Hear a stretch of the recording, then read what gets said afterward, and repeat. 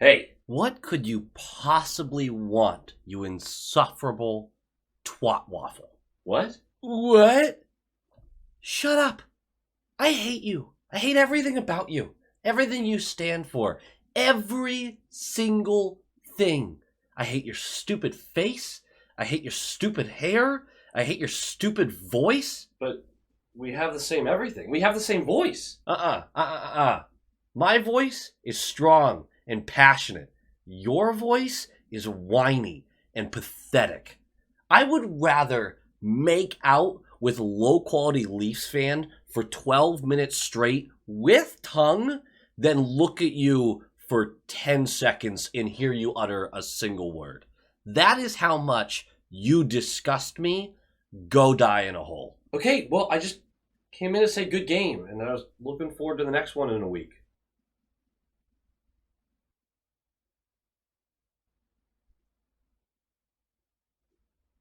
Okay, and? Well, I thought you might want to apologize for saying all that mean stuff when I came in here just to... I don't apologize for telling the truth. This isn't even a skit. It's just you being a dick. Low quality fans of a high quality Bruins team. That is not a dub. I almost said that is a dub out of habit. I mean, that speaks for itself.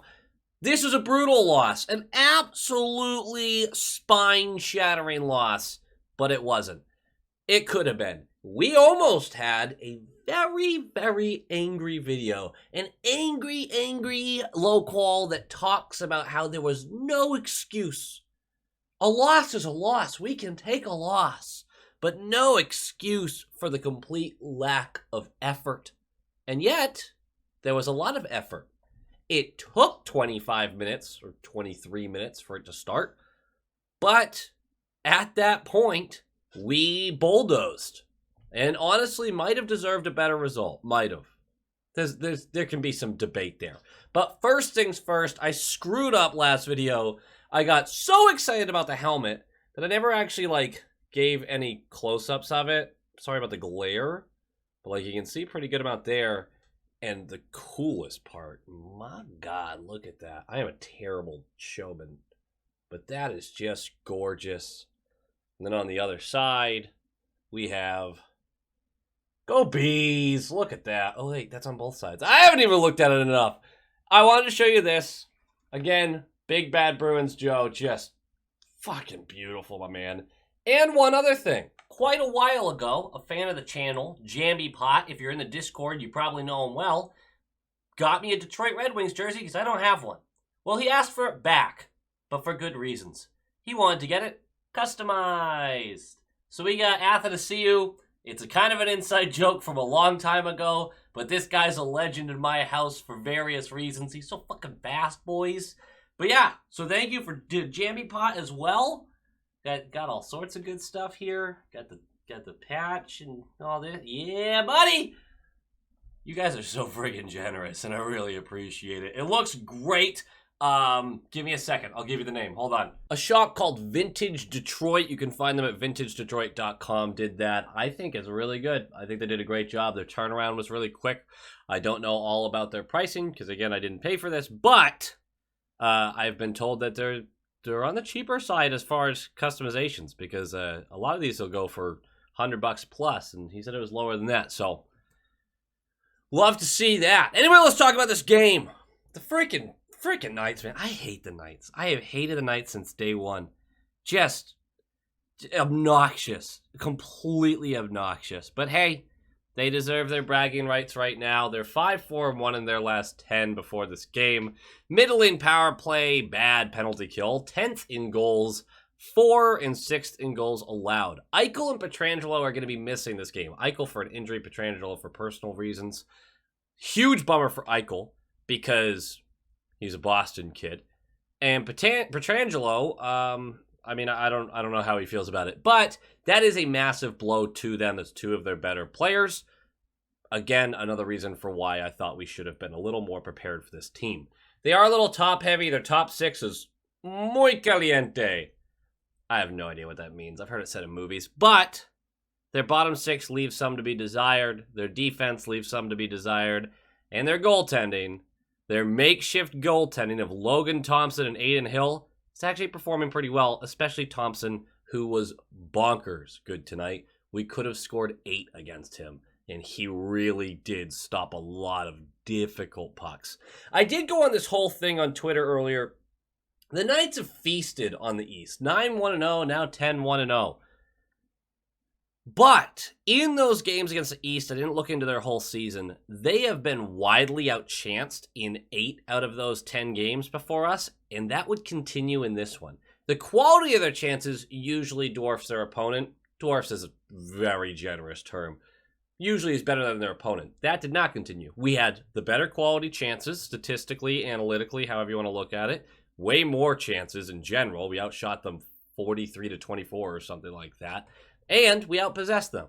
We had the better opportunities. They, well, had a hot start. And that was really all it took, unfortunately. We come into this game 9-1-0 in our last 10. Very little travel. Obviously, we've had a decent schedule so far. It continues to pick up this month. Swayman gets the start. An interesting choice for a lot of people because you would think Olmark would play against such a high-powered team. We do get Vegas again in 6 days.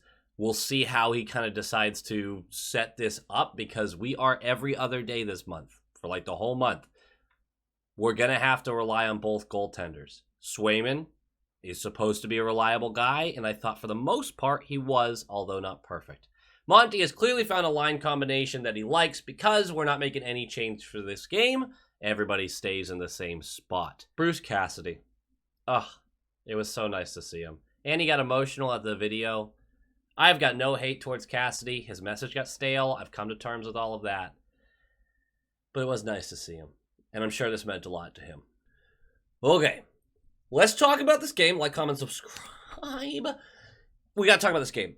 But I have to talk about the beginning of the game to talk about the rest of the game. And the beginning of the game, like, we had in front of us a battle of juggernauts, right? 2 top 5 teams, no matter who's picking the order, were there, right? Both of the teams. And what we got in the beginning was one team that didn't want to be there. Just, it didn't look like we belonged on the ice. First shot of the game, 1:36 in. Cotter skating down the left wall, and he gets by his man, but like it's not really his job at that point. I believe it was DeBrusque, and he keeps going, and Carlo comes in and does this like thing across his shoulder. It doesn't even hit him. So Cotter goes, okay, and keeps pushing forward, flings the puck to Marchessault, who's a little farther behind the goal. Marchessault flings it up to the left point. That's going to get shot right back down to Carlson, who now fills in behind the net. Cotter goes up to the slot, and Carlo, who is on the left side of Swayman, is just standing there. He not covering anybody, just hanging out. Sees that it went back behind the net. Starts to move over that direction, the other side of Swayman, but not quick enough. Carlson just flings it right up to Cotter, who gets a free chance. Excellent shot, by the way. Free chance to beat Swayman, and he does. And Carlo's caught in no man's land after listlessly rubbing against a grown man on the ice. No hit, no tenacity, nothing. That goal is on Carlo. 100%. And look, I think Carlo has been feast or famine this year. He's either excellent or a complete liability. There has not been a lot of one side or the other. He's a top 4 defenseman. I believe that. But god damn, sometimes these plays just get under your skin. Speaking of, 5:04 in, Pasternak is exiting our zone. On the right wall, about 10 feet from the blue line, backhands a pass through the high slot diagonally where Marchessault is just waiting and takes the puck and gets a free breakaway on Swayman and then beats Swayman for a 2-0 lead just over 5 minutes into the game off of 2 atrocious defensive plays, and it takes less than 2 minutes for them to get another one-on-one chance with Swayman. And luckily, it goes off the post. It's just a 2-on-1. The terrible defending. They all push that way. Pass goes through. I think it was Stevenson. Wide open. Just goes 1-on-1 with Swayman. Hits off the post. An awful start. 9 minutes in. Elbowing on Marchand, who might get a call about this. We all kind of like washed over this. Looks pretty blatant to me, but I didn't see a bunch of replays, so I'll look into that later. Elbowing. Not like vicious, but clear elbowing. He's going to go for a couple of minutes. Thank God we have a great kill. No shots allowed. 5 minutes left. There's a 3-on-1 in our favor. And Nosek in the high slot gets fed the puck. And there's Foligno on his left, and there's Greer on his right. And Greer has a defender inside of his ass! And Nosek opts to pass to Greer. Obviously, no shot ever comes of this. Nosek, offensively, is a black hole. I used that term for Foligno all last year. It's not true about Foligno anymore. It's very true about Nosek. We're going to have a conversation about Nosek. Unbelievable. The whole first, atrocious. Just atrocious. It's 2-0 after 1. We're starting the second, and me and my beautiful, meaty brain just go, you know what? We are the gauntlet, first of all. Second of all, I believe. I believe in this team. And it took less than a minute into the second for the team to take that belief and put it through a paper shredder.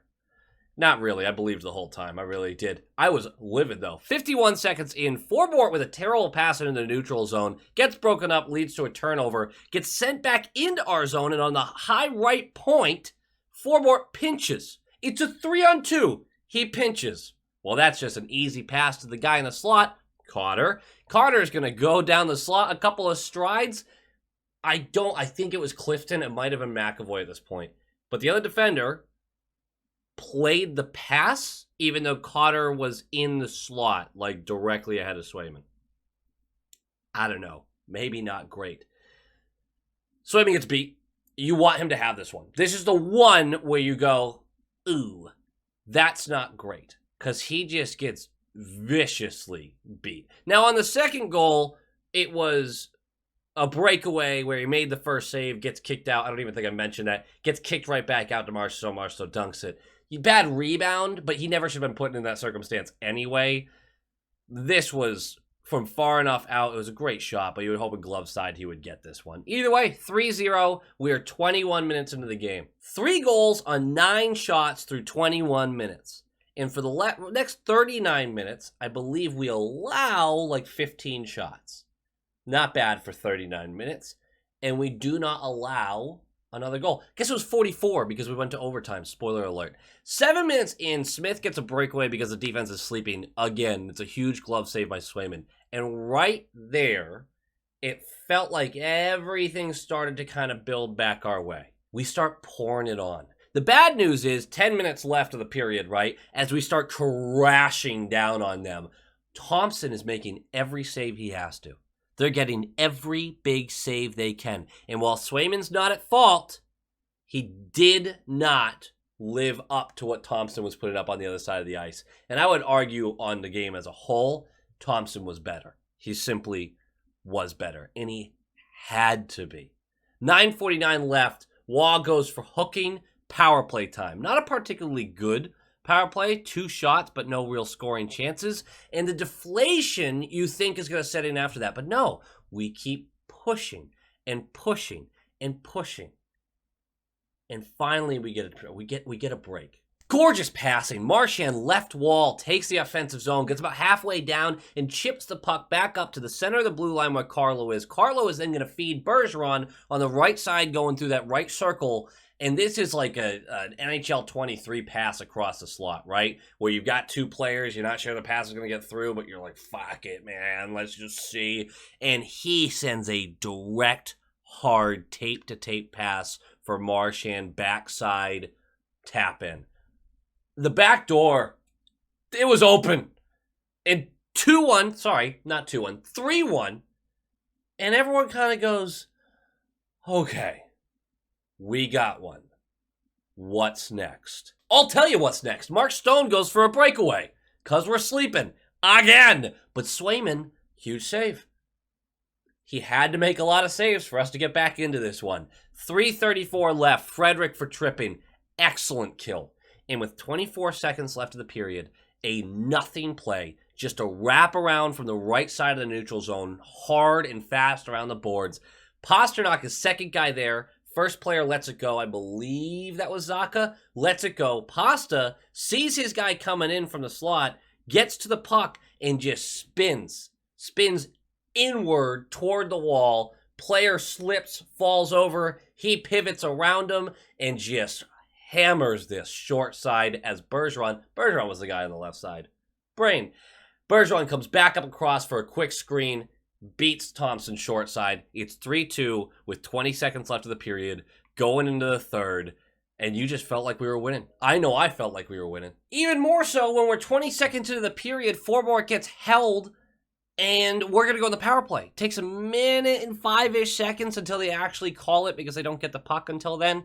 And then 24 seconds into the power play, Bergeron gets tripped. It's 5v3. Now, during the 5v3, we're lackadaisical, very relaxed, aren't moving the puck quickly, aren't really looking for good scoring opportunities, making high-danger passes, even though that's not a great idea, 5-on-3, just a disaster. But as the penalty is expiring, the first one, Hall gets it directly to the left of Thompson and just tries to wrap it in and go far side. Comes off the pad, bounces right back out to Hall, who roofs it over him. That's 3-3. Tie game. We're 4 minutes into the period. 16 minutes left to get the game-winning goal, and I have no more notes for the period. I mean, actually, I do. 4:18 in. No sick for holding. Great kill, though. That's my note. I forgot to breathe. This period of hockey was the most exciting period of hockey all season. It was insanely tense. There were scoring chances all over the place. The goalies were playing out of their mind. It was a heart attack on ice, and it was wonderful. And we go to overtime, and it was a heart attack. Not really. It was very, very soft for a lot of it, where they were just kind of passing the puck around. Make sure to keep possession. Overtime is not very much fun for me when it's 3-3. We are going to get a power play in overtime. It's WA for slashing. I'm almost glad we didn't score on it because the call was atrocious. It was the softest fucking slashing call. But they called it. We don't score on it to the shootout. I am not breaking down every shot here. I don't like doing it. I don't know why I do it sometimes. But it takes 1, 2, 3, 4, 5 rounds. They shoot second. So on the second shot of the 5th round, Smith goes 5-hole on Swayman, scores. Game over. We are 14-0-1 at home at this point. Game notes. There was no excuse for the start. Bruce Cassidy back in the building. The Vegas Golden Knights, who are supposed to be a measuring stick, but they're missing 2 of their best players. The lack of speed, the lack of tenacity, the avoidance of body contact. Just bad, embarrassing hockey for the first period. And I really don't understand how we weren't more ready for this, other than... No, I have nothing for it, actually. I was about to say because of the long break, but it's only been 2 days. Bad. The recovery, though, by Swayman. Carlo got better, because boy howdy, he was bad in the first. I guess now you guys have boy howdy stuck in my head.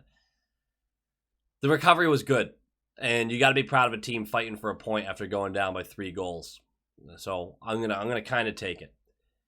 We need to have a Tomas Nosek conversation. Winning faceoffs, as was pointed out to me, and I should respect that. He is afraid of the puck in the offensive zone. I mean, we saw it with the penalty shot the other night. Just terrible. And tonight, I mean, the passing on you're wide open in the slot, and you just had to pass to the covered guy. He's constantly just get the puck off my stick, get the puck off my stick, get the puck off my stick.